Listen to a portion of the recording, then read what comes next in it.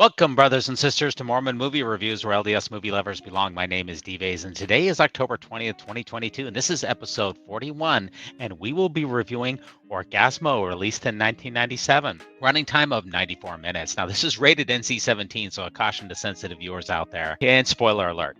Let's give you a synopsis. Joe Young, played by Trey Parker, is a devout Mormon living in Los Angeles, trying to raise enough money to go back to Utah and marry his girlfriend, Lisa, played by Robyn Lynne.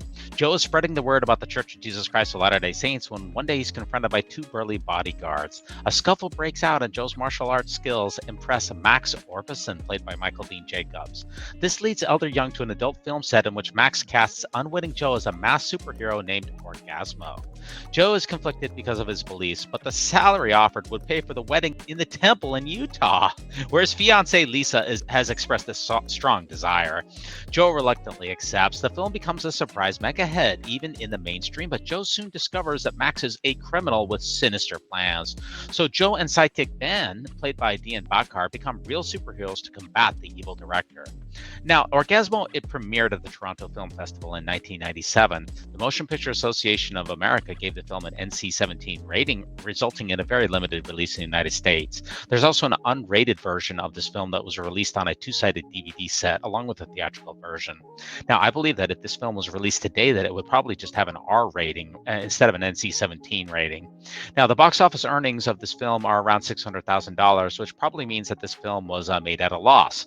Now, I'd like to show you a couple of my favorite scenes. The following scene is my favorite scene in the movie, and probably the only scene from the movie that has gone viral. It shows Elder Young and Elder Wright knocking on the door of a delightful old lady, and it shows the fantasy of everyone wishing that they could get rid of the annoying missionaries off of their front door. Let's check it out. Oh. Hello, ma'am. My goodness, you have such an attractive little garden here. Oh, thank you, young man. I just planted those flowers last week. My, how they grow. Yes, ma'am. We're from the Church of Jesus Christ of Latter-day Saints. Oh, the Mormons. That's right. I'm Elder Young, and this is Elder White.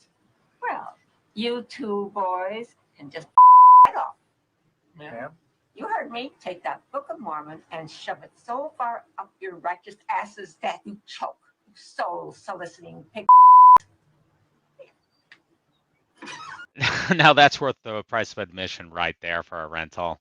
Another one of my favorite scenes is the fantasy that every Mormon missionary has when they knock on someone's front door who's very rude to them. And in this case, Trey Parker, he takes care of business. I gotta cut your balls off now. Huh? Why? Come here! Wait, no!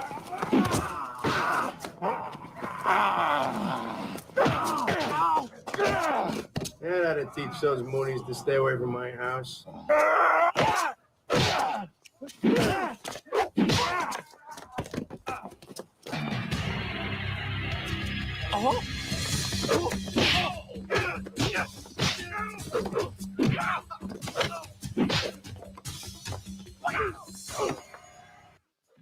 Now, of course, Elder Young here, he's being played by Trey Parker, who's just a few months after this film was released would be end up working on the South Park series on Comedy Central. And he would later go on to develop the Book of Mormon musical, which I just reviewed last episode, so you should check it out. I also found some behind-the-scenes footage of this movie in which Trey talks about the development of this film and how Orgazmo is actually a metaphor. My friends and I came out from Colorado to Los Angeles, and it's really, the whole film's a metaphor for sort of the Midwestern people ending up in LA. And so we have the supreme Midwest person, a Mormon from Utah, in the LA business, which we then made into the porno business, because to us, it's just like the craziness of that world, of the porno world, is so much like the Hollywood world. And that's really what we just thought it'd be really fun to we wanted to relate sort of our story of sort of not innocence, but naive people suddenly dropped into Hollywood, but that had been done so many times that, you know, in the vein of comedy, we pushed everything to the extreme and made it, instead of Hollywood, made it a porno and made him a Mormon. And that was basically it. Here's your Rotten Tomatoes for this film. It's got 48% on the tomato meter from 33 reviewers, which is actually a lot of reviewers, actually. This film has been reviewed a lot of times on YouTube, and it has an audience score of 66%. Now, I found Roger Ebert's review, and I think his review is probably the most one that corresponds with mine, in which he gave it 0.5 stars, and he said, "I like South Park which has wit, but I guess Orgazmo was a stage the boys had to go through. Now, I heard about Orgazmo's release while I was still serving a full-time mission for the church in the 90s, and I thought it was a full-fledged pornographic film. It turns out that it's not, but I was still wondering if I should actually do this film review, so I said a prayer and asked for a sign, much like Joe did in the movie. Please, just give me a sign if you don't want me to do it.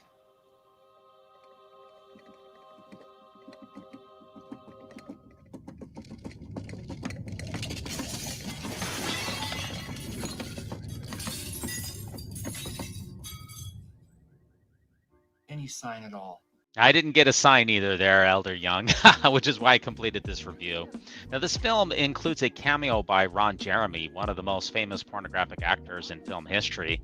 But that cameo, obviously, it didn't age well because Mr. Jeremy, he's currently serving time in jail awaiting trial on 34 horrific child sex abuse charges. Basically, if you don't like South Park, the odds are that you're going to find this film intolerable. But if you do like South Park and Mormonism and are not easily offended, I'd recommend this one. If you want to get in touch with me, I'm at mormonmoviereviews@gmail.com. And thanks so much for joining me to review Orgazmo. Please like, subscribe, and leave a comment. And join us next time for another episode of the Mormon Movie Reviews, where LDS movie lovers belong, in which we will be reviewing that old church-produced classic, Decision. So long.